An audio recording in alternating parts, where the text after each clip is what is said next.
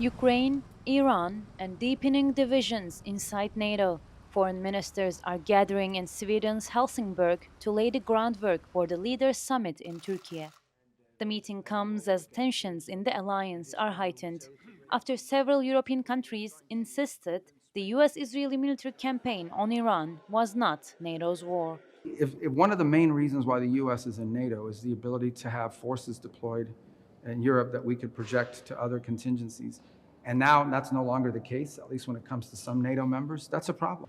Trump has threatened to scale back America's military presence in Europe and has repeatedly criticized allies over defense spending, pushing countries like Spain to openly discuss the need for greater EU self reliance.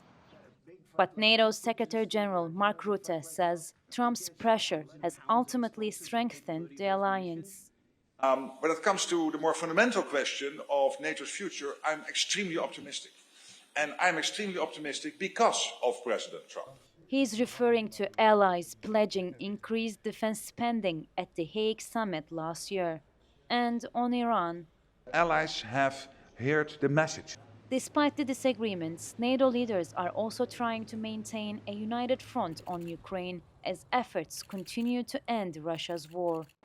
Even as foreign ministers meet here in Sweden, the focus is beginning to shift to Turkey, where NATO leaders will gather in July. Ankara is set to host the summit at a highly critical time for the alliance, with regional tensions rising and questions growing over NATO's future direction.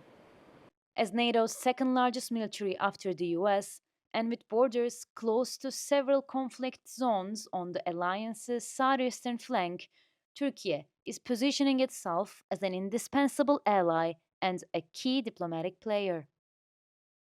Turkey has also a specific responsibility. You are the guardian of the southeastern flank of the alliance. Pratikte de şöyle bir husus var. Turkey's top diplomat says the summit comes at a critical moment. And the upcoming NATO summit in Ankara will be a historic opportunity to reaffirm unity. But before leaders meet in Turkey, foreign ministers in Sweden are under pressure to show the alliance can still speak with one voice at a time when wars abroad and divisions within NATO are testing its unity like never before. Kubra Akkoc, TRT World, Helsingborg, Sweden.